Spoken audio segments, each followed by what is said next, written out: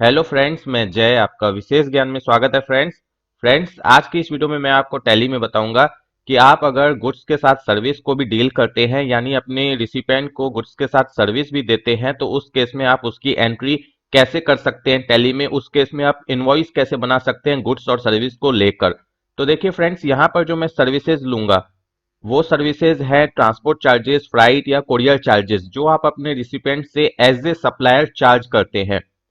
Friends, इस video में मैं जो भी चीजें बताऊंगा सप्लायर के पॉइंट ऑफ व्यू से बताऊंगा कि अगर सप्लायर के सामने ये सारी सिचुएशन आती है तो वो टैली में इसकी एंट्री कैसे करेगा। यहाँ पर मैं रिसिपेंट को ध्यान में रखते हुए कुछ भी नहीं बताऊंगा, क्योंकि रिसिपेंट के केस में जस्ट अपोजिट हो जाएगा जो भी सप्लायर करेगा, ठीक है।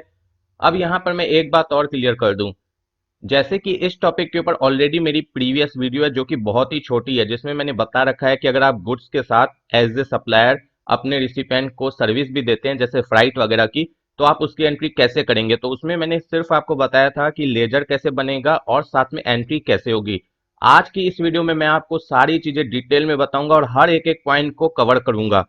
और यहाँ पर मैं बता दूं फ्रेंड्स, इस वीडियो में मैं ये तो बताऊंगा, लेकिन इसके साथ कुछ ऐसी चीजें हैं जो इस टॉपिक के साथ कहीं ना कहीं कनेक्टेड हैं, तो उनको भी मैं कवर करूंगा। लेकिन उनको जो मैं कवर करूंगा डिटेल में कवर नहीं करूंगा, सिर्फ इस वीडियो में इस टॉपिक की क्लियरिटी के लिए उन टॉपिक को मैं कवर करूंगा, लेकिन डिटेल में नहीं। इसीलिए मैंने ये सारी चीजें आपको पहले ही बता दी। फ्रेंड्स, जीएसटी लॉ में एज ए सप्लायर अगर आप अपने रिसिपिएंट को गुड्स के साथ इस तरीके की सर्विस देते हैं जैसे फ्राइट वगैरह की या पैकिंग वगैरह की, तो इसे जीएसटी में कंपोजिट सप्लाई कहा जाता है। क्योंकि यहां पर आपकी जो मेन डीलिंग है या जो मेन सप्लाई है वो आपकी गुड्स की है, न कि सर्विस की। आपका ये जो सर्विस है ये नेचुरली बंडल्ड है गुड्स के साथ, क्योंकि आपकी ये जो गुड्स की सप्लाई है वो तभी कंप्लीट होगी जब आप इस तरीके की सर्विस भी देंगे अपने रिसिपिएंट को। तो इसीलिए इसे कंपोजिट सप्लाई कहा जाता है। और कंपोजिट सप्लाई कहा जाता है तो अब आपकी टैक्स की ट्रीटमेंट कैसे होगी तो वो आप एक बार समझ लीजिए। तो फ्रेंड्स, कंपोजिट सप्लाई के केस में जो आपकी प्रिंसिपल सप्लाई होती है वो होती है गुड्स की, ठीक है। तो जो गुड्स के ऊपर जीएसटी का रेट होगा, जैसे मानकर चलिए गुड्स के ऊपर 18% जीएसटी का रेट है, तो जो भी आप सर्विस देंगे अगर उसके ऊपर कोई भी रेट हो, अगर उसके ऊपर 18% रेट है, 12% रेट है, उससे आपको कोई मतलब नहीं है, क्योंकि आपकी जो प्रिंसिपल सप्लाई है वो गुड्स की है। तो जो आपके गुड्स के ऊपर रेट होगा जीएसटी का वही आपकी सर्विस के ऊपर अप्लाई हो जाएगा। यहां पर यह भी समझ लीजिए, फॉर एग्जाम्पल आपके गुड्स के ऊपर 5% जीएसटी रेट है, लेकिन जो सर्विस आपने दी है सामने वाले रिसिपेंट को गुड्स के साथ उसके ऊपर 18% जीएसटी रेट है, तो भी आपकी प्रिंसिपल सप्लाई गुड्स की है, तो गुड्स के ऊपर अगर 5% जीएसटी रेट है तो सर्विस के ऊपर भी 5% एप्लीकेबल होगा। अगर जो सर्विस आप दे रहे हैं वो जीएसटी में एग्जेम्प्ट भी है, तो भी उस केस में अगर गुड्स के ऊपर कोई जीएसटी रेट है तो वही जीएसटी रेट आपका सर्विस के ऊपर अप्लाई होगा। क्योंकि यहां पर जो सर्विस आप दे रहे हैं वो इंडिविजुअली नहीं दे रहे हैं, आप गुड्स के साथ दे रहे हैं, और गुड्स आपका प्रिंसिपल सप्लाई है। तो कंपोजिट सप्लाई में प्रिंसिपल सप्लाई के ऊपर जो जीएसटी रेट होता है वही आपका जो अनदर या सेकेंडरी जो सप्लाई होती है उसके ऊपर अप्लाई होता है। अगर मानकर चलिए एक इनवॉइस के अंदर आप ऐसे गुड्स डील कर रहे हैं जिस पर अलग अलग जीएसटी रेट है, तो उसी के हिसाब से जो आप लेजर बनाएंगे टैली ऑटोमेटिक सर्विस के ऊपर उसी के हिसाब से जीएसटी रेट अप्लाई कर देगी और टैक्स निकाल लेगी, आपको सोचने की रिक्वायरमेंट नहीं है। फ्रेंड्स, अगर मैं बात करूं कि सप्लायर के केस में उनके रिसिपेंट कौन होंगे, तो उनके रिसिपेंट दो ही हो सकते हैं, या तो बी टू बी होगा या बी टू सी होगा। बी टू बी का मतलब होता है बिजनेस टू बिजनेस, यानी वैसा व्यक्ति जो कि जीएसटी में रजिस्टर्ड है, ठीक है। और बी टू सी का मतलब होता है या तो कंज्यूमर या वैसा व्यक्ति जो कि जीएसटी में रजिस्टर्ड नहीं है, जिसे हम यूआईडी यानी अनरजिस्टर्ड पर्सन कहते हैं। तो फ्रेंड्स, जैसा कि आप सभी को पता है कि आजकल ऑनलाइन काम ज्यादा बढ़ चुका है। एक दुकानदार भी अगर किसी मेट्रोपॉलिटन सिटी में बैठा है, बड़ी सिटी में बैठा है, तो यूट्यूब वगैरह के थ्रू अपनी वीडियो बनाकर देश के कोने कोने तक अपनी सप्लाई करता है, बी टू बी या बी टू सी भी सप्लाई करता है। तो जो भी चीजें मैं वीडियो में बताऊंगा यहाँ पर मैं बी टू बी और बी टू सी दोनों को कवर करूंगा, क्योंकि आजकल ये सारी ट्रेंड ज्यादा चल रही है। और यहाँ पर क्या है कि आप जब अपने बी टू सी कंज्यूमर को भी अगर सप्लाई करते हैं तो उस केस में भी आप अपना कोरियर चार्ज वगैरह उससे ऐड करके पेमेंट मंगवा लेते हैं। तो उस सारे केसेस में भी एंट्री कैसे होगी ये सारी चीजें मैं आपको इस वीडियो में बताऊंगा। फ्रेंड्स, सबसे पहले हम लोग बी टू बी रिसिपेंट की बात करेंगे कि अगर एक सप्लायर अपने बी टू बी रिसिपेंट को कोई भी सर्विस देता है, कोई भी सप्लाई करता है गुड्स की, तो इस केस में वो किन किन माध्यमों का यूज करता है। तो देखिए, अगर रिसिपेंट और सप्लायर दोनों इंडिया के अंदर हैं और ये जो सप्लाई हो रही है इंडिया के अंदर हो रही है, तो यहाँ पर तीन माध्यमों का यूज किया जाता है ज्यादातर। तो देखिए, सबसे पहले मैं बताता हूँ कौन सा माध्यम यूज किया जाता है। अगर आपका रिसिपेंट आपके नियर एरिया में है, यानी 100-200 किलोमीटर के अंदर है, तो ज्यादातर जो सप्लायर हैं वो क्या करते हैं, मैजिक पिकअप या छोटी ट्रक में उनके माल को भेज देते हैं, अगर उनका माल इतना है कि गाड़ी में जा सके, ठीक है, मतलब गाड़ी पूरी गाड़ी उनकी बन सके, तो वो उसके थ्रू भेजते हैं, ठीक है। तो यहाँ पर ये जो मैजिक पिकअप या जो छोटी मोटी ट्रक के थ्रू माल भेजते हैं, तो ये जीटीए नहीं है, ये कोई ट्रांसपोर्ट नहीं है, ये कोई आपको कंसाइनमेंट नोट नहीं देती है। इन्हें आप सिर्फ पे करते हैं और ये आपका माल पहुंचा देती है, ठीक है। तो फ्रेंड्स, जीएसटी लॉ में ये जो आप फ्राइट पे करते हैं ट्रक ओनर को या जो उनके ड्राइवर को जो कि जीटीए नहीं होते हैं, तो ये एग्जेम्प्ट में आते हैं, ठीक है। अब जो दूसरा माध्यम आप यूज करते हैं वो यूज करते हैं जीटीए का, जिसे हम गुड्स ट्रांसपोर्ट एजेंसी कहते हैं, जिसे आप नॉर्मल भाषा में ट्रांसपोर्ट के नाम से जानते हैं। तो अगर इनके थ्रू आप अपने रिसिपेंट को माल भिजवाते हैं, तो उस केस में आपको पता होगा कि जीटीए के ऊपर आरसीएम एप्लीकेबल होता है। तो देखिए फ्रेंड्स, गवर्नमेंट ने जीटीए यानी गुड्स ट्रांसपोर्ट एजेंसी को दो ऑप्शंस दिए हैं, एक एफसीएम का, दूसरा आरसीएम का। उसमें से वो कोई भी यूज कर सकते हैं, लेकिन जो भी यूज करेंगे उसके बाद उसी पर उन्हें चलना पड़ेगा। तो यहां पर समझिए, सबसे पहले हम लोग आरसीएम की बात करेंगे। अगर जीटीए रजिस्टर है जीएसटी में या अनरजिस्टर है, उससे कोई मतलब नहीं है। अगर वो आरसीएम चूज कर लेता है, तो उस केस में जो भी वो बिल्टी बनाएगा या जो भी वो कंसाइनमेंट नोट देगा आपको, उसके ऊपर वो जीएसटी नहीं लगाएगा।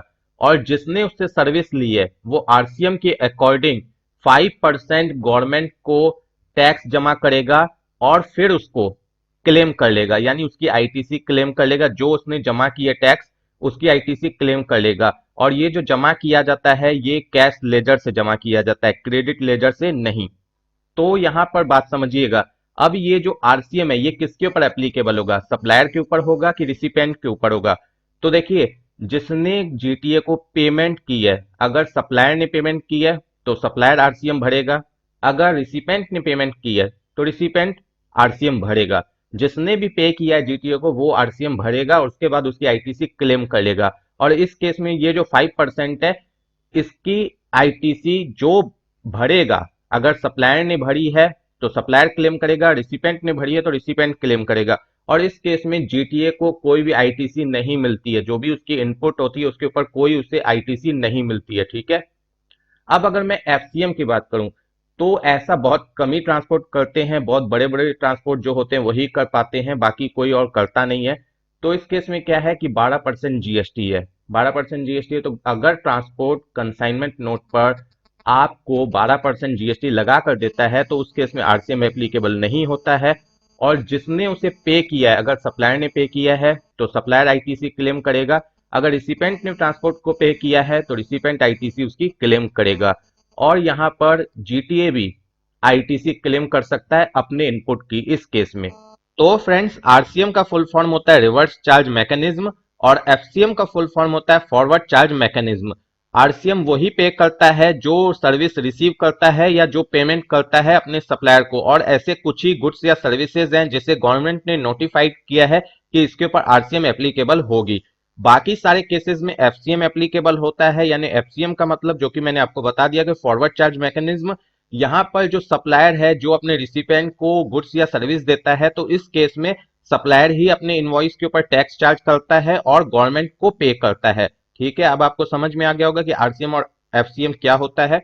यहां पर मैं बता दूं कि ये जो भी चीजें मैं बता रहा हूं, इन शॉर्ट आपको बता रहा हूं, सिर्फ अपनी इस वीडियो की जो टॉपिक है उससे क्लियरली आपको समझाने के लिए, जो कि मैंने आपको वीडियो के शुरू में ही बोला था कि इस टॉपिक से जो भी चीजें कनेक्टेड होगी वो मैं समझाऊंगा, लेकिन डिटेल में नहीं समझाऊंगा, ठीक है। अब मैं बताने जा रहा हूं जो तीसरा माध्यम है जिसके थ्रू आप अपने रिसिपेंट तक गुड्स को पहुंचाते हैं, वो है कोरियर सर्विस, ठीक है। तो कोरियर सर्विस के ऊपर आरसीएम एप्लीकेबल नहीं होती है, ये आपसे खुद ही जीएसटी चार्ज करते हैं, जो कि 18% चार्ज करते हैं, जिसकी आप आईटीसी क्लेम कर सकते हैं। अगर कोई अनरजिस्टर्ड कोरियर है तो वो फिर आपसे जीएसटी चार्ज नहीं करेगी, और उस केस में आपको भी कोई गवर्नमेंट को आरसीएम के अकॉर्डिंग जीएसटी पे करने की रिक्वायरमेंट नहीं है।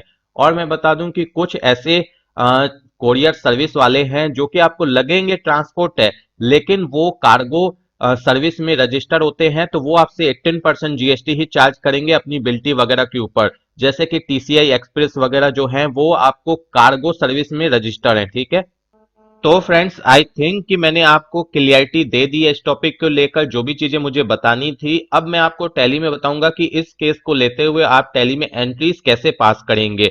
तो यहाँ पर जो सबसे पहले मैं एंट्री बताने जा रहा हूँ वो मैं ये बताने जा रहा हूँ कि अगर आप एज ए सप्लायर अपने रिसिपेंट को किसी मैजिक पिकअप या ट्रक के थ्रू माल भेज रहे हैं जो कि जीटीए नहीं है, तो उस केस में आप अपने एक्सपेंस की एंट्री कैसे करेंगे और सेल के टाइम वो जो आप चार्ज करेंगे गुड्स के साथ सर्विस उसकी एंट्री कैसे करेंगे वो आप एक बार देख लीजिए। तो फ्रेंड्स सबसे पहले अब हम लोग यहाँ पर ये भी समझ लेते हैं कि जो सप्लायर होता है अपने बी टू बी रिसिपेंट को किस किस तरीके की सर्विस देते हैं। तो कई जो सप्लायर होते हैं वो अपने रिसिपेंट को कह देते हैं कि हम आपको जो सर्विस दे रहे हैं यानी जो गुड्स दे रहे हैं वो आपको एफओआर दे रहे हैं। एफओआर का मतलब क्या होता है? एफओआर में कई तरीके की बातें आती है। कई बार तो वो बोल देते हैं कि एफओआर का मतलब कि हम जो हमारी सिटी में ट्रांसपोर्ट है वहां तक एफओआर दे रहे हैं। कई बार क्या होता है कि एफओआर का मतलब होता है कि हम आपको आपके घर तक आपकी दुकान तक माल पहुंचा कर देंगे, यानी उसका कोई आपसे हम चार्ज नहीं लेंगे, जो भी एक्सपेंसेस होगा, ठीक है। कई बार क्या होता है कि वो बोल देते हैं कि ये जो एफओआर है आपकी सिटी तक है, आपकी सिटी की ट्रांसपोर्ट तक है, उसके बाद वहां से माल उठाने की जिम्मेदारी आपकी है। तो इस तरीके की सर्विसेज देते हैं सप्लायर अपने रिसिपेंट को। तो अब आप यहाँ पर समझिएगा, यहाँ पर दो केसेस आते हैं। एक आता है कि जिसमें सप्लायर बोल देता है कि हम एफओआर देंगे, तो उसमें क्या होता है कि जो भी उसकी चार्जेस होती है सप्लायर को तो पता होता है कि यहाँ तक मैं माल पहुंचाऊंगा तो इतना परसेंट मुझे एक्सपेंस आएगा। तो वो अपना जो एक्सपेंस है गुड्स के अंदर जोड़ लेता है, गुड्स की वैल्यू के अंदर जोड़ लेता है। तो उस केस में वो जो गुड्स के रेट देता है अपने रिसिपेंट को, वो उस फ्राइट चार्जेस या जो भी एक्सपेंसेस होता है उसे जोड़ कर देता है। तो उस केस में जब वो टैली में एंट्री करेगा तो सिंपल एंट्री करेगा, क्योंकि उसने पहले ही सारा रेट अपने गुड्स के रेट में जोड़ लिया है। तो उस केस में सिर्फ गुड्स की एंट्री करेगा जो भी उसने रेट दिया है और सिंपल एंट्री हो जाएगी, जो कि आपको पता है। लेकिन यहाँ पर एक दूसरा केस भी होता है। इस केस में क्या होता है कि उसने एफओआर तो बोल दिया, लेकिन अगर मानकर चलिए उसने ट्रांसपोर्ट के थ्रू माल भेजा है या ट्रक वगैरह के या पिकअप वगैरह के थ्रू माल भेजा है, तो वो क्या कहता है अपने रिसिपेंट को कि भाड़ा तुम दे देना, माल एफओआर ही है, जब तुम्हारे पास माल पहुंच जाए तो भाड़ा तुम दे देना, लेकिन जो इनवॉइस मैंने बनाई है उसमें मैंने वो चार्ज माइनस कर दी है, जो भी तुम उसे पे करोगे कैश में एज ए रिसिपेंट, तो उस चार्जेस को मैंने इनवॉइस के अंदर माइनस कर दिया है, तुम उतना पैसा मुझे कम दे देना। ऐसा भी केस होता है कई बार। तो इन दोनों केसेस में एंट्रीज कैसे होगी टैली में, हम लोग सबसे पहले ये समझते हैं। तो फ्रेंड्स सबसे पहले हम लोग यहाँ पर एग्जांपल ले रहे हैं कि अगर आप एज ए सप्लायर अपने रिसिपेंट को कोई भी गुड्स भेजते हैं ट्रक या मैजिक वगैरह के थ्रू, तो आप उसकी एंट्री टैली में कैसे करेंगे। तो देखिए सबसे पहले हमें अकाउंट इन्फो में आना होगा लेजर्स बनाने के लिए। लेजर्स में चले आएंगे और क्रिएट में आप जाएंगे अगर आपने लेजर्स क्रिएट नहीं किए हैं। मैं अल्टर में इसलिए जा रहा हूं क्योंकि मैंने ऑलरेडी लेजर्स कर रखे हैं। यहाँ पर सबसे पहले जो मैंने लेजर क्रिएट किया है वो मैंने किया है आउटवर्ड फ्राइट चार्जेस नाम से। यहाँ पर मैंने ये नाम ही क्यों दिया, यहाँ पर मैंने ये नाम इसलिए दिया क्योंकि कई बार क्या होता है कि हम जब परचेस करते हैं तब भी हमें फ्राइट लगती है। तो उस केस में कंफ्यूजन ना हो तो हम इस तरीके से लिखते हैं इनवर्ट फ्राइट और आउटवर्ड फ्राइट। इनवर्ट का मतलब है परचेस के टाइम जो हमें फ्राइट लगी, और आउटवर्ड का मतलब होता है कि जो हमने सेल के टाइम फ्राइट लगाई है या जो हमें एक्सपेंस आया है, उसके लिए हम लोग ये इस तरीके से अलग अलग नाम से लेजर क्रिएट करते हैं। आप चाहे तो यहाँ नाम कुछ भी दे सकते हैं जो आपको अच्छा लगे। और ये जो मैंने लेजर बनाया है आउटवर्ड फ्राइट चार्जेस का, इसका यूज हम हर चीज के लिए करेंगे। हर चीज के लिए मतलब पहले तो आप ये समझ लीजिए कि इस लेजर का यूज कहाँ होने वाला है। इस लेजर का यूज होने वाला है सेल्स वॉचर में। जब भी आप एज ए सप्लायर अपने रिसिपेंट से कोई भी फ्राइट चार्जेस वगैरह लेंगे बिल में जोड़कर, तो वहां पर आप इस तरीके के लेजर का यूज करेंगे। नाम आप कुछ भी रख सकते हैं, लेकिन मैं तो यही सजेस्ट करूंगा कि आप ये सेम नाम ही रखें। और अगर आपने ट्रांसपोर्ट सर्विस दी है या कोरियर सर्विस दी है या माल आपने पिकअप वगैरह के थ्रू भेजा है, सब केसेस में आपका यही लेजर यूज आएगा, आपको अलग अलग लेजर बनाने की रिक्वायरमेंट नहीं है, ठीक है। अब ये जो लेजर है हमें रखना है अंडर सेल्स अकाउंट। आप चाहे तो डायरेक्ट एक्सपेंस भी रख सकते हैं, लेकिन मैं आपको सजेस्ट करूंगा कि सेल्स अकाउंट में ही रखें, ताकि आपका ये सेल्स के अंदर ही रिफ्लेक्ट करे, क्योंकि इसके ऊपर जीएसटी भी कैलकुलेट हो रही है, इसीलिए सेल्स के अंदर ही सारी चीजें आपकी कैलकुलेट हो। मतलब जब पीएनडल में आप देखें तो आपको सेल्स के अंदर ही सारा रिपोर्ट रिफ्लेक्ट हो, ना कि डायरेक्ट एक्सपेंस में अलग अलग करके रिफ्लेक्ट हो, ठीक है। इसीलिए सेल्स अकाउंट में रखें तो ज्यादा सही है। उसके बाद यहाँ पर जो जीएसटी है वो नॉट एप्लीकेबल रहेगी। फिर include in assessable value calculation for GST होगा, अप्रोप्रिएट टू बोथ होगा, method of calculation based on value होगा। ठीक है, इस तरीके से ये लेजर बनेगा। फ्रेंड्स, आउटवर्ड फ्राइट चार्जेस को छोड़कर हमारे 3 लेजर्स और बनेंगे जो अब मैं आपको आगे दिखाने जा रहा हूं। लेकिन मैं बता दूं, एज ए सप्लायर अगर आप अपने रिसिपेंट को एफओआर सर्विस देते हैं या एफओआर सर्विस नहीं देते हैं तो पेमेंट लेकिन आप ही करते हैं। दोनों केसेस में जो पेमेंट करते हैं एक्सपेंसेस की वो आप ही करते हैं। तो आपके ये जो 3 लेजर मैं आपको बताने वाला हूं ये तीनों लेजर सेम ही बनेंगे दोनों केसेस में।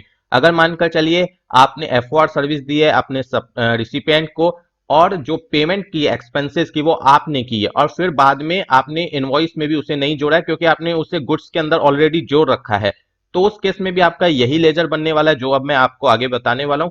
लेकिन अगर मानकर चलिए आप अपने रिसिपेंट को एज ए सप्लायर एफओआर सर्विस नहीं देते हैं और जो एक्सपेंसेस की है उसे एक्चुअली पे आपने किया है और उसके बाद फिर आपने सेल्स इनवॉइस में उस एक्सपेंसेस को जोड़कर अपने रिसिपेंट से ले लिया है, उस केस में भी आपके यही लेजर्स बनेंगे जो अब मैं आपको आगे बताने जा रहा हूं। यहां पर देखिए सबसे पहला लेजर मैं बता रहा हूं फ्राइट आउट का। ये फ्राइट आउट का क्या मतलब है, जैसे कि मानकर चलिए एज ए सप्लायर आपने अपने रिसिपेंट को ट्रक मैजिक पिकअप वगैरह के थ्रू माल भेजा जो कि जीटीए या कोरियर सर्विस में नहीं आता है, तो ये एग्जेम्प्ट होता है, आपको पता ही है। तो इस केस में आपका फ्लाइट आउट नाम से आप एक लेजर बनाएंगे जिसे आपने एक्चुअली पे किया है इन कैश या इन बैंक और आप इसे इनडायरेक्ट एक्सपेंस रखेंगे और जीएसटी वगैरह नॉट एप्लीकेबल रहेगी। ठीक है, एक लेजर आपका ये बनेगा क्योंकि आपको टैली में एंट्री पास करनी है एज ए सप्लायर कि आपने ये एक्सपेंस किया है। ठीक है, जो कि आपका पीएनडल में रिफ्लेक्ट होगा। उसके बाद अगर मानकर चलिए आपने अपने रिसिपेंट को सर्विसेज दी है ट्रांसपोर्ट के थ्रू, यानी जो उसका गुड्स गया है ट्रांसपोर्ट के थ्रू गया, जीटीए के थ्रू गया है, तो आप लेजर बनाएंगे ट्रांसपोर्ट चार्जेस का, इसे रखेंगे परचेज अकाउंट और पे आपने किया, ये याद रखिएगा एज ए सप्लायर पे आपने किया है, भले आप उससे चार्ज लें अपने रिसिपेंट से या ना लें वो एक अलग बात है। क्योंकि एज ए सप्लायर अगर पे आपने किया है ट्रांसपोर्ट सर्विस की चार्जेस को तो आरसीएम पे करने की लाइबिलिटी गवर्नमेंट को आपकी है एज ए सप्लायर, न कि रिसिपेंट की, जो कि मैंने शुरू में ही बताया था कि जो पे करता है वही आरसीएम की पेमेंट करता है गवर्नमेंट को और उसकी आईटीसी क्लेम कर सकता है। तो आपको याद होगा। और मैं यहां पर बता दूं फ्रेंड्स, जीटीए के केस में दो एग्जम्पशन लिमिट है, एक 750 की है, अगर बिल्टी 750 से नीचे की है तो इस केस में वो आपकी एग्जेम्प्ट होती है, उसके ऊपर कोई आरसीएम नहीं देनी है, कोई टैक्स नहीं देनी है। ठीक है, और एक 1500 की लिमिट है लेकिन वो रिलीवेंट नहीं है, वो पूरी गाड़ी में माल आपका है तो ही वो सब काम करेगा, तो उसको छोड़ दीजिए, आप 750 को ही याद रखिएगा। 750 तक बिल्टी है तो आपको 1 रुपए भी गवर्नमेंट को टैक्स नहीं देनी है आरसीएम के अकॉर्डिंग। ठीक है, यहां पर मैंने इसे परचेज अकाउंट में रखा है। परचेज अकाउंट में इसलिए रखा है क्योंकि जो जीटीए है उससे आप सर्विस को परचेज कर रहे हैं। ठीक है, तो इसीलिए मैंने परचेज अकाउंट में रखा है। आप इसे चाहें तो डायरेक्ट एक्सपेंस में भी रख सकते हैं, लेकिन यहां पर मैं तो आपको यही सजेस्ट करूंगा कि आप इसे डायरेक्ट एक्सपेंस में ना रखें, परचेज अकाउंट में ही रखें। और फ्रेंड्स मैं एक बात और क्लियर कर दूं कि मैंने अभी ये जो आउटवर्ड फ्राइट चार्जेस का जो मैंने लेजर बताया था जो कि मैंने सेल्स के अंदर रखा था, तो वहां पर मैंने उसे बोल दिया कि आप चाहें तो डायरेक्ट एक्सपेंस में रख सकते हैं। सॉरी, वहां पर आप उसे डायरेक्ट इनकम में रख सकते हैं, लेकिन वहां पर भी मैं आपको सजेस्ट करूंगा कि डायरेक्ट इनकम में ना रखें, सेल्स में ही रखें। ठीक है, अब यहाँ पर जीएसटी एप्लीकेबल होगी, सेट अल्टर जीएसटी डिटेल्स को यस करेंगे। यहाँ पर जो भी एसएससी कोड या एचएसएन कोड है ट्रांसपोर्ट का वो डाल दें, नहीं भी डालेंगे तो फ्रेंड्स कोई दिक्कत नहीं है। उसके बाद नेचर ऑफ ट्रांजैक्शन यहाँ पर आप नॉट एप्लीकेबल रखेंगे, वो इसलिए मैं बोल रहा हूँ कि हो सकता है जो ट्रांसपोर्ट की सर्विसेज हैं वो आप इंटर स्टेट भी लें इंट्रा स्टेट भी लें, यानी अपने राज्य से भी लें और अनदर स्टेट से भी लें, तो उस केस में आप एक ही लेजर को यूज कर पाए, इसीलिए आप यहाँ पर नॉट एप्लीकेबल रखेंगे। लेकिन अगर आप अपने ही स्टेट से लेते हैं, सपोज कीजिए सिर्फ सर्विसेज अपने स्टेट से लेते हैं तो परचेज टैक्सेबल चूज कर लें यहाँ पर, और अगर इंटर स्टेट सर्विसेज लेते हैं तो inter state purchase taxable choose कर लें। और ऐसे नॉट एप्लीकेबल रहेगा तो भी दिक्कत नहीं है, एंट्री टाइम आपका सारा सेटिंग हो जाता है एंट्री को करते वक्त। ठीक है, उसके बाद यहां पर इज रिवर्स चार्ज एप्लीकेबल को यस रखना है, क्योंकि मैंने बता दिया इस केस में रिवर्स चार्ज एप्लीकेबल होती है, इसलिए इसे यस करना है। और जीएसटी रेट 5% है आरसीएम के अकॉर्डिंग, वो ले लेंगे और सर्विसेज सेलेक्ट करते हुए इसे एक्सेप्ट कर लेंगे। इसके साथ ही आपको एक और लेजर बनाना है अगर कोरियर चार्जेस आपको पे करनी पड़ रही है तो। यानी अगर आपने अपने रिसिपेंट को जो गुड्स भेजा है वो कोरियर सर्विस के थ्रू भेजा है, चाहे आप उससे पैसे लें या न लें वो एक अलग बात है, लेकिन अगर पेमेंट आपने की है एज ए सप्लायर तो आपको ये तीनों लेजर बनाने पड़ेंगे। कोरियर चार्जेस ये भी आप परचेज अकाउंट में रख सकते हैं या डायरेक्ट एक्सपेंस में। और अब आप समझ ही गए होंगे कि मैं परचेज में बार बार क्यों बोल रहा हूं, क्योंकि आप सर्विसेज ले रहे हैं और पीएनडल में आपको चाहिए कि सारी चीजें मुझे परचेज अकाउंट में दिखे एक साथ, तो इसीलिए मैं आपको बार बार यही सजेस्ट कर रहा हूं। उसके बाद इज जीएसटी एप्लीकेबल, एप्लीकेबल हो जाएगा। सेट अल्टर जीएसटी डिटेल्स, यहां पर एसएससी कोड डाल दे गूगल वगैरह से सर्च करके। नेचर ऑफ ट्रांजेक्शंस वही केस है, ट्रांसपोर्ट वाला ही यहाँ पर भी अप्लाई है। अगर अपने स्टेट से ले रहे हैं तो परचेज टैक्सेबल, अदर स्टेट से ले रहे हैं तो इंटर स्टेट परचेज टैक्सेबल। और अगर आप कंफ्यूज्ड हैं कि आप कहां से लेंगे, आपको नहीं मालूम है और आप एक ही लेजर को यूज करना चाहते हैं सारे ट्रांजेक्शन्स के लिए, तो नॉट एप्लीकेबल, ठीक है। और अगर यहाँ पर आप बाई मिस्टेक कुछ चूज भी कर लेते हैं तो भी मैं बता दूं कि एंट्री टाइम आपको ऑप्शंस मिलता है, आप उसे चेंज कर सकते हैं पर एंट्री वाइज, ठीक है। और इस केस में कोई रिवर्स चार्ज वगैरह एप्लीकेबल नहीं है, यहाँ पर सीधे 18% जीएसटी लगाकर सर्विसेज लेकर एक्सेप्ट कर लेना है। तो फ्रेंड्स अब हम लोग ये देखेंगे कि ट्रांसपोर्टर का लेजर कैसे बनता है। यहाँ पर मैं सिर्फ एक लेजर दिखा देता हूँ आपको, इसी के अनुसार आप सारा बना लेंगे। यहाँ पर जो भी ट्रांसपोर्टर का नाम होगा वो आप नेम में डाल देंगे, जैसे मैंने डाला रामगंगा ट्रांसपोर्ट। उसके बाद सन्डे क्रेडिटर में चूज करेंगे इसे, और उसके बाद यहाँ पर एड्रेस डालनी है तो डाल सकते हैं, अदरवाइज इसे स्किप भी कर सकते हैं। और यहाँ पर कंट्री डाल देंगे, स्टेट डाल देंगे। स्टेट वगैरह वो होगी जहां पर बुकिंग ऑफिस होगी, ठीक है। जहां पर भी बुकिंग ऑफिस होगी वो स्टेट आप डालेंगे जहां पर आपने गुड्स को बुक किया है, ठीक है। उसके बाद यहाँ पर आपकी जीएसटी नंबर आ जाएगी ट्रांसपोर्ट की। और सेट अल्टर जीएसटी डिटेल्स में आप देख लीजिए, अगर आपको डायरेक्ट यहाँ पर डालना है, सपोज कीजिए कि रजिस्टर्ड ट्रांसपोर्ट है, ठीक है, तो रेगुलर चूज करेंगे और जीएसटी नंबर डालेंगे। अनरजिस्टर्ड है तो अनरजिस्टर्ड चूज कर लेंगे, ठीक है। और अंदर जाके भी आप डिटेल्स डाल सकते हैं, वही चीज आपको अंदर भी है। यहाँ पर रजिस्टर में रेगुलर चूज कर लेंगे अगर रजिस्टर ट्रांसपोर्ट है। उसके बाद जीएसटी नंबर डाल देंगे। अगर मानकर चलिए अनरजिस्टर्ड ट्रांसपोर्ट है, ठीक है, अनरजिस्टर है, तो यहाँ पर आपको एक ऑप्शन मिलता है, सॉरी, इसे इज ए ट्रांसपोर्टर, इसे यस करेंगे। यहाँ पर उनका ट्रांसपोर्ट आईडी डाल सकते हैं उनसे लेकर, अगर वो अनरजिस्टर है तो, ठीक है। अभी फिलहाल मेरे केस में तो रजिस्टर है। इसी तरीके से जितने भी ट्रांसपोर्टर होंगे उनके लेजर्स आप इसी तरीके से बना लेंगे।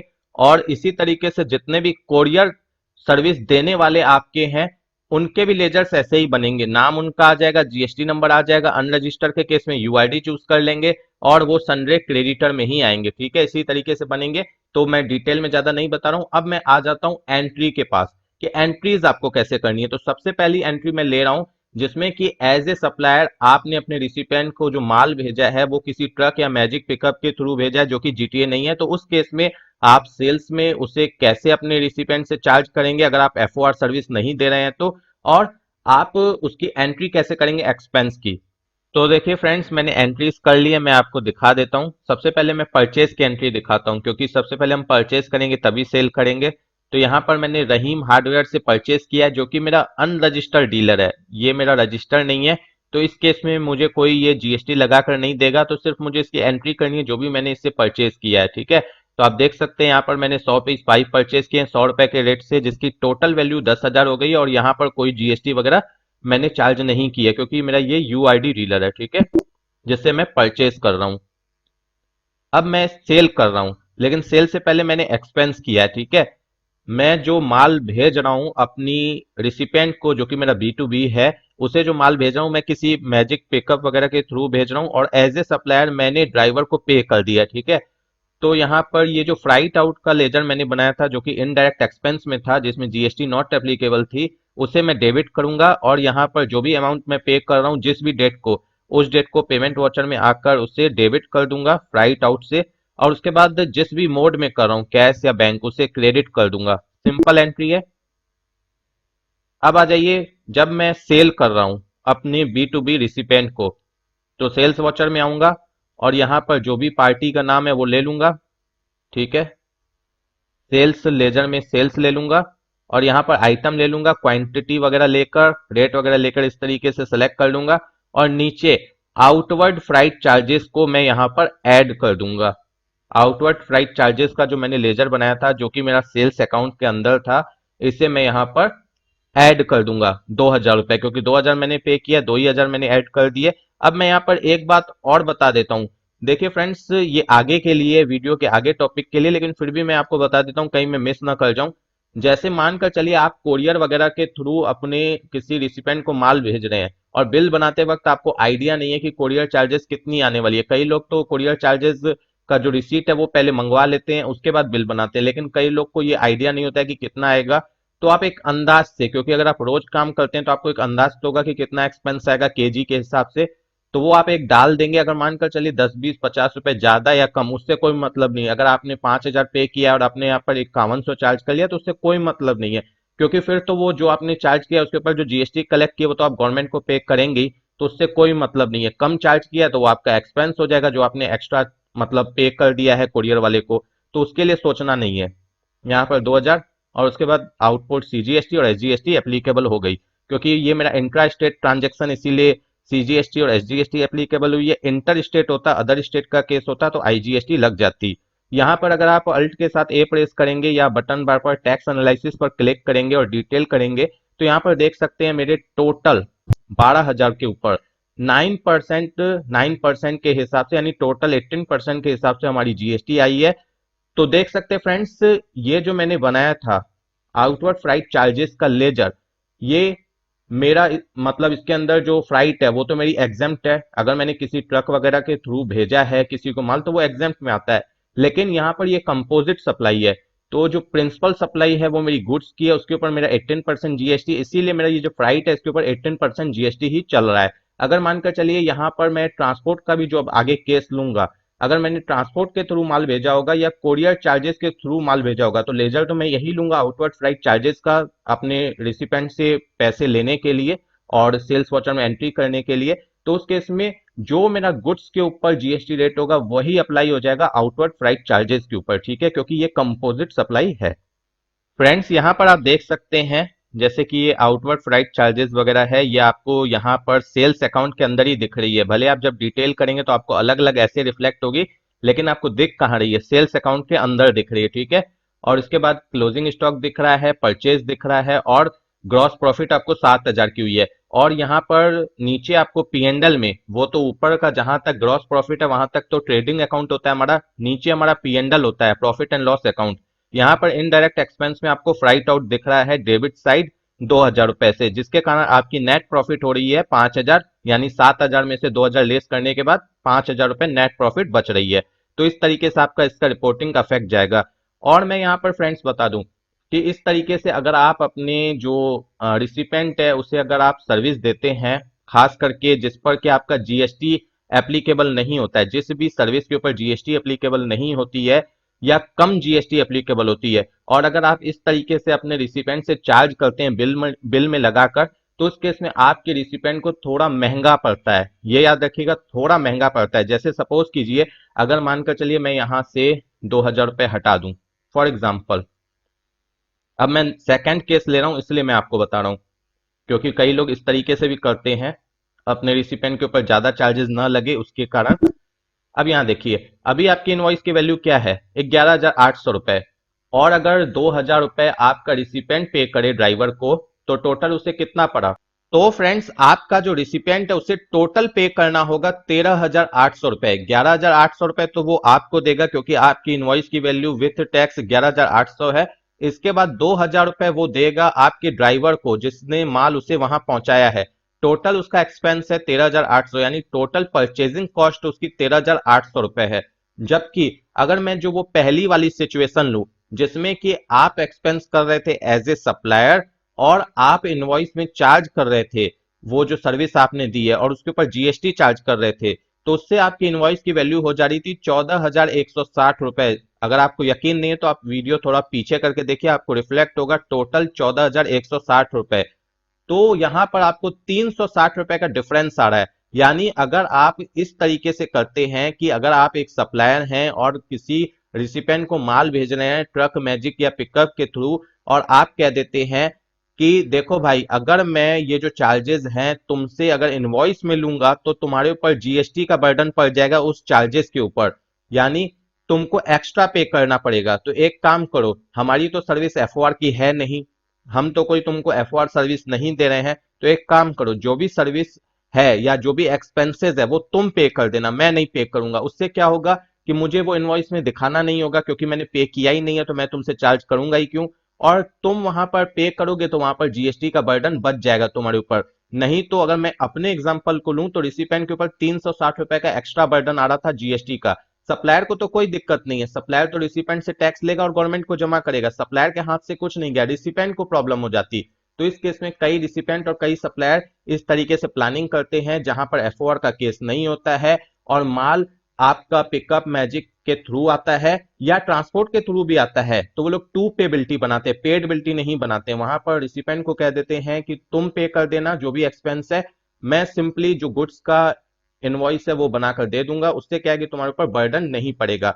तो देखिए फ्रेंड्स, अगर आपका कोई सर्विस एग्जेम्प्ट है उस केस में, या अगर आपकी कोई सर्विस पर जीएसटी रेट कम है और आपका गुड्स के ऊपर जीएसटी रेट ज्यादा है, तो उस केस में आपको इस तरीके से प्लानिंग करनी होती है। पैकिंग चार्जेस वगैरह को छोड़ दीजिए, उस केस में तो वो आपको ऐड करना ही पड़ेगा एज ए सप्लायर, उसके लिए तो आप नहीं बोल सकते हैं कि तुम मुझे अलग से पैसे दे देना, वो तो नहीं होगा। लेकिन फ्लाइट वगैरह के केस में मैं आपको ये सारी चीजें बता रहा हूं।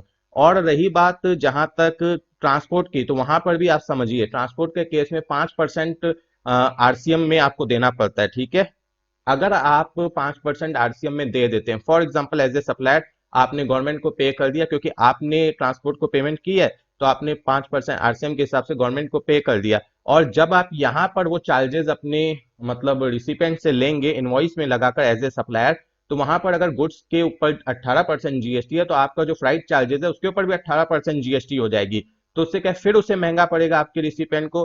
तो उस केस में क्या है कि मैं तो आपको यही सजेस्ट करूंगा, अगर आप माल भेजते हैं ट्रांसपोर्ट के थ्रू, या अगर आप माल भेजते हैं किसी मैजिक या पिकअप के थ्रू, तो उस केस में अगर आप एफओआर सर्विस नहीं दे रहे हैं अपने रिसिपेंट को, याद रखिएगा, अगर आप एफओआर सर्विस नहीं दे रहे हैं तो आप अपने रिसिपेंट को कह दीजिए कि पेमेंट तुम कर देना।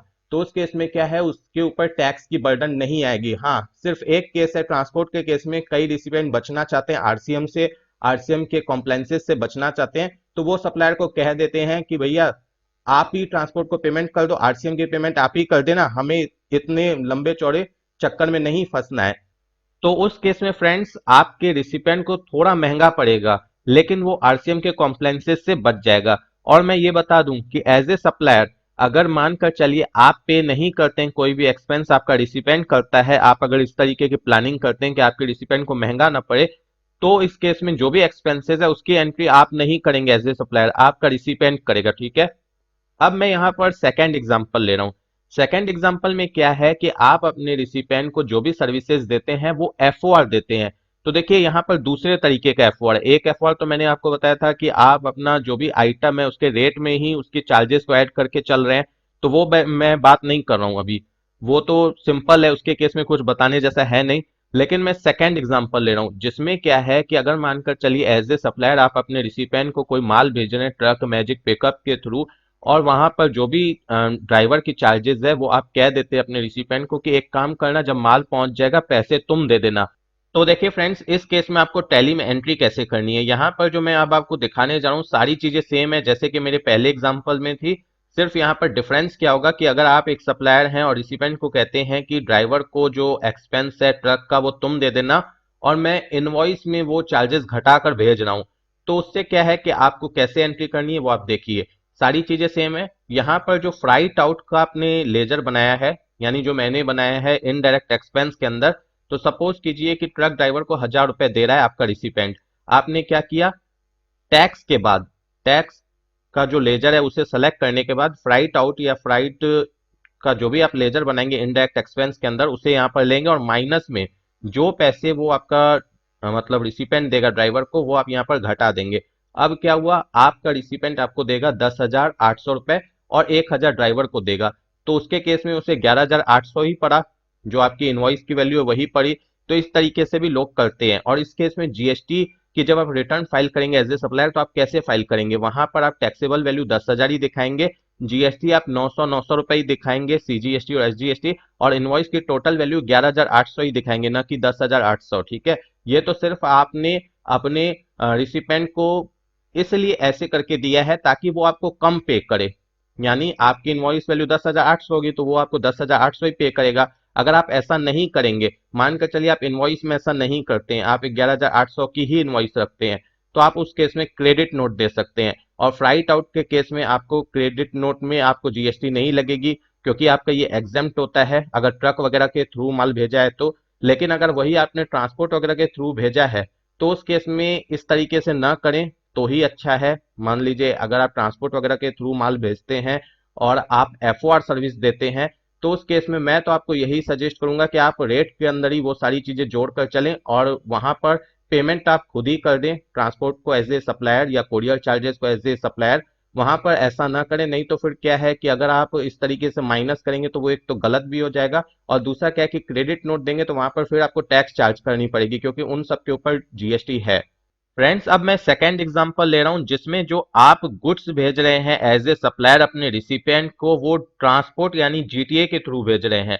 और जीटीए के केस में मैंने पहले ही आपको बता दिया है कि अगर 750 से ज्यादा की बिल्टी है और एज ए सप्लायर पेमेंट आपने की है तो आपके ऊपर आरसीएम अट्रैक्ट होगा और 5% आपको जीएसटी गवर्नमेंट को पे करनी पड़ेगी, ठीक है। लेकिन अगर 750 से कम का होगा तो आपका कोई जीएसटी नहीं है, एग्जेम्प्ट है, मतलब कोई आरसीएम नहीं लगेगा। तो यहां पर जो मैं एग्जाम्पल लूंगा वो मैं लूंगा 750 से कम का। वो इसलिए ले रहा हूं क्योंकि फ्रेंड्स अगर मैं 750 से ज्यादा का लूंगा तो फिर मुझे रिवर्स चार्ज वगैरह की एंट्री भी आपको दिखानी होगी एज ए सप्लायर। और इस टॉपिक के ऊपर ऑलरेडी मेरी वीडियो, डिटेल्ड वीडियो मैंने अपने चैनल पर अपलोड करके रखी है कि इस सारे केसेस में आपको एंट्रीज कैसे करनी होती है। और मैं यहाँ पर टॉपिक ये लेकर नहीं चल रहा हूँ कि ट्रांसपोर्ट के केस में आपको एंट्री कैसे करनी है। यहाँ पर सिर्फ मैं समझा रहा हूं कि अगर आप इस तरीके की सर्विसेज देते हैं तो आपको टैली में एंट्री कैसे करनी है, अगर आप इनवॉइस में ये सारी सर्विसेज ऐड कर लेते हैं गुड्स के साथ। तो यहाँ पर ट्रांसपोर्ट की सर्विस तो ले रहा हूं लेकिन मैं सिंपल एंट्री ले रहा हूं, यानी बिना टैक्स वाली, इसीलिए मैं 750 से नीचे वाली मतलब सर्विस ले रहा हूं ताकि मुझे आरसीएम की एंट्री टैली में न करनी पड़े। और अगर आपको डिटेल में जानना है तो आप मेरी वो सारी वीडियो देख सकते हैं, उसमें आपको डिटेल में नॉलेज मिल जाएगी। यहाँ पर मैं 750 से नीचे वाली एंट्री ही करके दिखाऊंगा ताकि मुझे आरसीएम की एंट्री ना करनी पड़े। अब यहाँ पर देखिए, ट्रांसपोर्ट के केस में मैंने आपको पहले ही बताया है कि अगर आप एफओआर सर्विस नहीं देते हैं तो उस केस में आपके पास दो ही ऑप्शन है। या तो आप एक काम करें कि टू पेबिलिटी बनाएं। टू पेबिलिटी का मतलब क्या होता है कि आप अपने रिसिपेंट को बोल दें कि मैंने माल लगा दिया है ट्रांसपोर्ट में, ट्रांसपोर्ट की पेमेंट तुम कर देना और आरसीएम तुम्हारे ऊपर अट्रैक्ट होगा, तुम उसकी पेमेंट कर देना और गवर्नमेंट से आईटीसी क्लेम कर लेना एज ए रिसिपेंट, ठीक है। उस केस में सप्लायर का कोई रोल नहीं है, वो सिंपली जैसे गुड्स की इनवॉइस बनाता है वो बनाकर दे देगा। लेकिन अगर मानकर चलिए सप्लायर पेमेंट करता है ट्रांसपोर्ट को, तो उस केस में क्या है कि एफओआर अगर सर्विस नहीं है सप्लायर की रिसिपेंट को, तो जो एक्सपेंस किया है सप्लायर ने ट्रांसपोर्ट को जो पे किया है उसकी एंट्री करेगा खुद के पास एक्सपेंस की। और दूसरी, सेल्स इनवॉइस जब बनाएगा तो फिर उसमें वो चार्ज भी लेगा अपने रिसिपेंट से। तो वो आपको मैं दिखाने जा रहा हूं, मैं वही चीज बताने जा रहा हूं कि आप अगर सप्लायर हैं और आप खुद से पेमेंट करते हैं तो उस केस में आप एंट्री कैसे करेंगे। और अगर मानकर चलिए फ्रेंड्स एफओआर सर्विस दे रहे हैं तो उस केस में तो मैंने आपको पहले ही सजेस्ट कर दिया है कि आप रेट के अंदर जो आइटम का रेट है उसके अंदर ही वो सारी सर्विसेज का जो वैल्यू है या जो एक्सपेंस है उसे ऐड करके ही चलें। अब देखिए, मानकर चलिए आप सप्लायर हैं, रिसिपिएंट को एफओआर सर्विस नहीं दे रहे हैं, ट्रांसपोर्ट के थ्रू गुड्स भेज रहे हैं और वो जो ट्रांसपोर्ट के चार्जेस है एज ए सप्लायर आप पे कर रहे हैं। तो आप सबसे पहले पेमेंट वाउचर में आएंगे, डेबिट क्रेडिट में हम एंट्री कर रहे हैं, यहाँ पर सिंगल एंट्री मोड नहीं है ये हमारा। और मैं बता दूं कि ये जो ट्रांसपोर्ट या जीटीए की सर्विस है इसकी एंट्री आप परचेज वाउचर में भी कर सकते हैं, जर्नल वाउचर में भी कर सकते हैं, पेमेंट वाउचर में भी कर सकते हैं। पेमेंट वाउचर में सिर्फ एक ही कंडीशन में कर सकते हैं कि हैंड टू हैंड अगर आपने पेमेंट कर दी है ट्रांसपोर्टर को तो ही आप कर सकते हैं। लेकिन अगर क्रेडिट में आपने सर्विस ली है यानी आप उसे बाद में पे करेंगे तो आपके पास दो ही वाउचर है, या तो परचेज वाउचर या जर्नल वाउचर। और यहाँ पर मैं डिटेल में नहीं बताना चाह रहा हूँ, इसीलिए मैं सिंपल पेमेंट वाउचर में ही इसकी एंट्री कर रहा हूँ। पेमेंट वाउचर में जब आप इसकी एंट्री करेंगे तो उससे पहले आपको पेमेंट वाउचर में F12 यानी कॉन्फ़िग में एक ऑप्शन को एक्टिवेट करना होता है जो कि है आपका, फिर आपको यहाँ पर F12 एडवांस में जाना होता है। F12 को प्रेस करने के बाद यहाँ पर आपको मिलेगा allow modification of tax details for GST, से यस कर लेंगे। ये क्यों यस करना है ये अब आप लोग समझ लीजिए। यहाँ पर मानिए मैंने 600 रुपए की पेमेंट की है ट्रांसपोर्टर को, ठीक है। तो इस केस में मैं चाहूं तो ट्रांसपोर्टर का नाम अगर मुझे लाना है कि मैंने किस ट्रांसपोर्टर को पेमेंट किया है, तो वो भी मैं ला सकता हूँ। तो उस केस में मुझे ये जो एंट्री करनी है सिंगल एंट्री मोड में करनी होगी। सिंगल एंट्री मोड में करने के लिए मुझे F12 यानी कॉन्फ़िग में use single entry mode for payment receipt और कॉन्ट्रा वाउचर इसे यस करना होगा। और यहाँ पर मैं क्योंकि ट्रांसपोर्टर का नाम भी लाना चाहता हूँ कि किस ट्रांसपोर्टर को मैंने ये पेमेंट की है, तो उसके लिए मुझे यहाँ पर एक ऑप्शन मिलता है show party details for GST, इसे यस करना होगा। टोटल मुझे 3 ऑप्शन यस करने होंगे F12 में। Allow modifications of tax details for GST उसे यस करना होगा, show party details for GST से यस करना होगा, और सिंगल एंट्री मोड में मुझे ये एंट्री करनी होगी। उसके लिए मुझे यूज सिंगल एंट्री मोड को यस करके इस विंडो को कंट्रोल ए से या एंटर एंटर करके एक्सेप्ट कर लेना होगा, ठीक है। अब यहाँ पेमेंट वॉचर में मैं ये बता रहा हूँ, अगर पेमेंट वॉचर में एंट्री करनी है तो ऐसे करनी है। मैं परचेज और जर्नल वॉचर की बात नहीं कर रहा हूँ। यहाँ पर अगर ये जो पेमेंट है आप कैश से कर रहे हैं या बैंक से कर रहे हैं, जिससे भी कर रहे हैं आप उससे ले लीजिए। मान लीजिए मैं कैश में कर रहा हूँ। कैश में करने के बाद अब हमारे सामने ये विंडो ओपन होगी। ये विंडो क्यों ओपन हुई? क्योंकि मैंने F12 कॉन्फ़िग में पार्टी डिटेल्स को यस किया है, जो मैंने ऑप्शन अभी एक्टिवेट कराया। अब यहाँ पर मुझे क्या करना है, नीचे में आपको बटन बार पे पार्टी लिस्ट का ऑप्शन रिफ्लेक्ट होगा, उस पर क्लिक करना है। और यहाँ पर जो आपकी ट्रांसपोर्ट है जिसे आपने पे किया है उसका नाम ले लेना है, ठीक है। इस तरीके से ले लिया, यानी मेरा कैश का लेजर भी आ गया, ट्रांसपोर्ट का लेजर भी आ गया और ट्रांसपोर्ट चार्जेस का लेजर भी आ गया। अब यहाँ पर 600 रुपीज मैंने डाल दिया है। तो ये जो हमारा चार्जेस है ये एग्जेम्प्ट है। तो अब मुझे यहाँ पर डिफाइन करना है कि ये मेरा एग्जेम्प्ट है। तो इस केस में मुझे क्या है कि जो मैंने allow modification of tax details for GST का ऑप्शन यस किया था, उसके कारण हमारे सामने ये विंडो ओपन हो रही है। ये विंडो ऐसे नहीं ओपन होती है, मेरे और भी ऑप्शन एक्टिवेट हैं तभी ये ऐसे ओपन हो रही है। तो देखिए फ्रेंड्स, टैक्स क्लासिफिकेशन डिटेल्स की जो ये विंडो आपके सामने ओपन होगी वो इस तरीके से ही ओपन होती है। वो मेरे सामने क्योंकि यहाँ पर ज्यादा जो ऑप्शंस आ रहे थे वो इसलिए आ रहे थे क्योंकि F12 कॉन्फ़िग में मैंने ये सारे ऑप्शंस यस किए हुए थे, ठीक है। तो आपके सामने जब ये ऐसे ओपन हो तो यहाँ पर आपको क्या करना है, इंटर स्टेट परचेज टैक्सेबल नहीं चूज करना है, यहाँ पर inter state purchase exempt choose करना है। क्या करेंगे, इंटर स्टेट परचेज एग्जेम्प्ट। अब देखिए ये इंटर स्टेट क्यों हुआ, क्योंकि जो मेरा ट्रांसपोर्टर का लेजर मैंने बनाया है वो मेरा इंटर स्टेट का है, यानी अदर स्टेट का है एक। दूसरी बात, यहाँ पर जो मैंने एग्जेम्प्ट किया है वो इसलिए किया है क्योंकि यहाँ पर 750 से कम का अमाउंट है, ठीक है। और यहाँ पर अब आप सोच रहे होंगे कि क्या मैं सर्विस इंटर स्टेट से ले रहा हूँ, तो ये सिर्फ आपको समझाने के लिए, ठीक है। ले भी सकता हूँ, नहीं भी ले सकता हूँ, ये सिर्फ आपको समझाने के लिए। और जब आप यहाँ पर इसे एग्जेम्प्ट कर देंगे तो कोई आपको टैक्स वगैरह के लिए एंट्रीज करने की रिक्वायरमेंट नहीं है और ना ही कोई गवर्नमेंट को आरसीएम पे करना है, ठीक है। यहाँ पर सॉरी, ये जो मैंने एंट्री की ना, यहाँ पर ओवरराइड मुझे करना था, मैंने भूल से एक्सेप्ट कर दिया। क्योंकि यहाँ पर मैंने जो क्लासिफिकेशन है जो अभी चेंज की एग्जेम्प्ट किया जैसे मैंने, उसके कारण मुझे यहाँ पर जब मैं एक्सेप्ट करूंगा तो पूछता है ओवरराइड करना चाहते हैं आप, तो मैं यहाँ पर ओ प्रेस कर दूंगा, ठीक है। ये हो गया। अब हम जो एंट्री करेंगे सेल्स की, तो सेल्स की मेरी एंट्री पहले से ही की हुई है, सिर्फ मुझे वहां पर चार्जेस को ऐड कर देना है, ठीक है। यहाँ पर आउटवर्ड का जो हमारा लेजर है मैंने बताया ही था कि ये हर केस में आपको यूज आने वाला यही लेजर। यहाँ पर मैंने 600 रुपये दिया है, ठीक है। 600 रुपये यहाँ पर मैंने ऐड किया। आउटपुट सीजीएसटी, फिर आउटपुट एसजीएसटी, इस तरीके से। लेकिन फ्रेंड्स इस केस में भी आप देख रहे होंगे कि आपका जो रिसिपेंट है उसे एक्स्ट्रा चार्जेस पे करनी पड़ रही है, क्योंकि यहाँ पर 600 रुपये आप ले रहे हैं ट्रांसपोर्ट के, फिर उसके ऊपर जीएसटी भी लग रही है, तो उसे एक्स्ट्रा पे करना पड़ रहा है। लेकिन ट्रांसपोर्ट के केस में कई रिसिपेंट को इससे कोई फर्क नहीं पड़ता है, क्योंकि वो आरसीएम से बचना चाहते हैं, इसलिए वो ऐसे ही सर्विस ले लेते हैं अपने सप्लायर से। लेकिन जिन्हें आरसीएम से कोई प्रॉब्लम नहीं है उनके लिए मैं बता दूं कि आप ऐसा ना करें तो ज्यादा अच्छा है। अगर आपको एफओआर सर्विस नहीं दे रहा है आपका सप्लायर, तो आप कह दें कि टू पे की बिल्टी बनाओ, जो भी एक्सपेंसेस होगा ट्रांसपोर्ट का वो मैं खुद से पे करूंगा, मैं आरसीएम भी खुद से पे करूंगा और उसकी आईटीसी भी मैं खुद क्लेम करूंगा। उस केसेस में आपके ऊपर जो टैक्सेस की बर्डन है वो नहीं पड़ेगी। लेकिन इस केस में मैं एक बात और बताऊं, कुछ सप्लायर अपने रिसिपिएंट को फायदा देने के लिए क्या करते हैं, ये जो सर्विसेज उन्हें दी गई है सप्लायर के थ्रू, यहाँ पर जैसे ये 600 रुपए मैंने लिख दिए डायरेक्टली, ठीक है।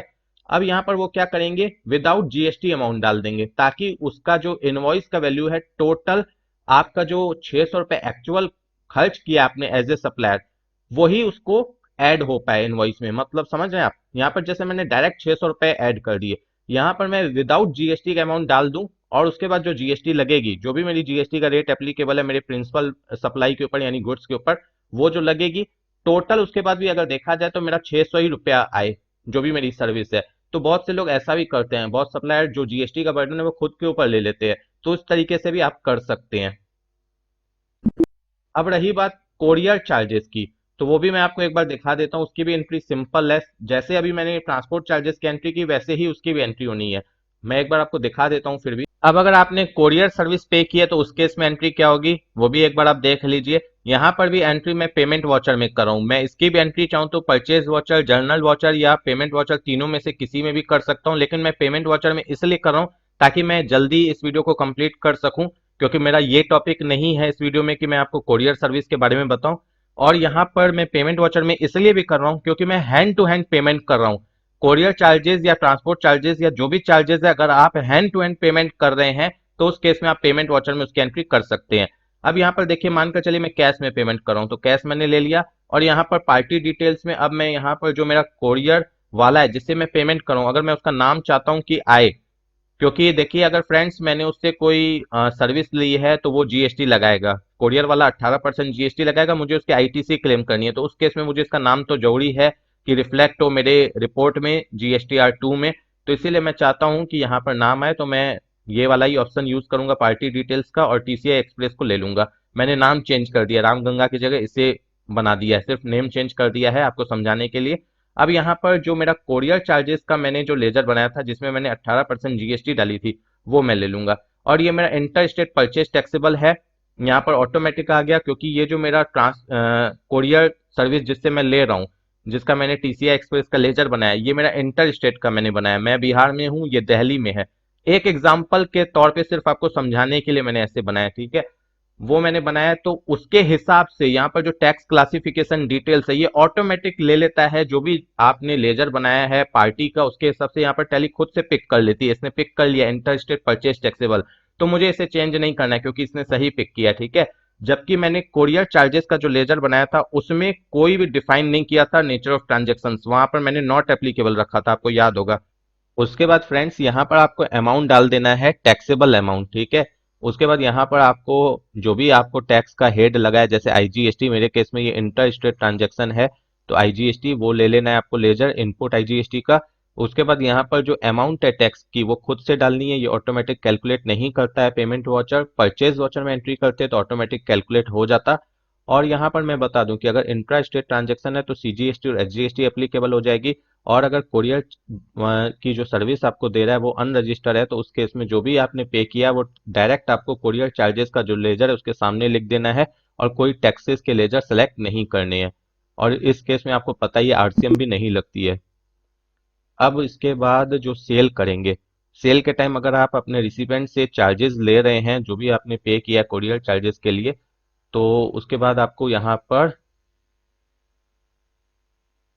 आउटपुट फ्राइट चार्जेस का लेजर, जैसे कि मैंने पहले भी बताया वैसे ही ले लेना है। और यहाँ पर 600 जो टैक्सेबल वैल्यू है वो ले लेनी है। वो कोरियर चार्जेस के केस में मैं इसलिए बोल रहा हूँ क्योंकि देखिए फ्रेंड्स, जो कोरियर चार्जेस के केस में आपने जो एक्सपेंस की है उसके ऊपर जो आपको जीएसटी लगी है वो तो आप उसकी आईटीसी क्लेम कर ही लेंगे। आईटीसी क्लेम कर लेंगे तो वो आपका एक्सपेंस नहीं है, आपका वहां पर एक्चुअल एक्सपेंस क्या हो रहा है, वहां पर एक्चुअल एक्सपेंस आपका हो रहा है जो टैक्सेबल वैल्यू है जो कि 600 रुपए थी मेरे केस में, वो आपको यहाँ ले लेनी है। और इसके ऊपर जो जीएसटी आपकी कैलकुलेट होगी, जो भी आपकी प्रिंसिपल सप्लाई है जो गुड्स है उसके ऊपर जो जीएसटी रेट होगी वो आपकी कैलकुलेट होगी इसके ऊपर, वो आपका कंज्यूमर आपको देगा, वो आपको आगे गवर्नमेंट को दे देनी है, ठीक है। इस तरीके से इसकी एंट्री होगी।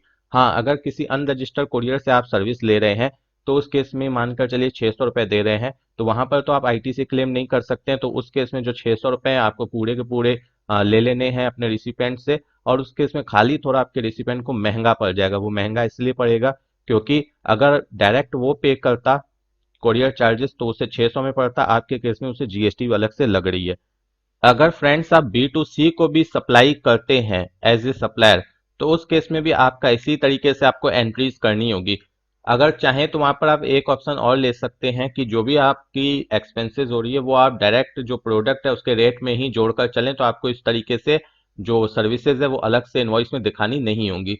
यहाँ पर एक बात मैं क्लियर करना चाहता हूँ, बहुत से लोगों को ये कंफ्यूजन होती है बी टू सी के केस में। अगर कोई दिल्ली में बैठा है सप्लायर और वो बिहार के इंडिविजुअल कंज्यूमर को दे रहा है, कोई भी सप्लाई कोई भी गुड्स भेज रहा है, तो उस केस में वो प्लेस ऑफ सप्लाई को लेकर कंफ्यूज हो जाता है कि हम इनवॉइस में क्या लगाएं, आईजीएसटी लगाएं कि सीजीएसटी और एसजीएसटी लगाएं। तो मैं बता दूं कि अगर आपके पास अपने कंज्यूमर की डिटेल है यानी एड्रेस वगैरह है, तो उस केस में आप अगर इंटर स्टेट ट्रांजेक्शन कर रहे हैं तो आईजीएसटी लगा दीजिए। अगर कोई रिकॉर्ड नहीं है, कोई डिटेल्स नहीं है, तो सीजीएसटी और एसजीएसटी लगा सकते हैं। जैसे मानकर चलिए कोई कंज्यूमर बिहार का आपकी दुकान पर आता है और आपसे कोई गुड्स परचेज करता है और आप उसे वहीं पर हैंड ओवर कर देते हैं और आपने कोई एड्रेस वगैरह उससे नहीं पूछी, तो उस केस में आप सीजीएसटी और एसजीएसटी लगा दीजिए।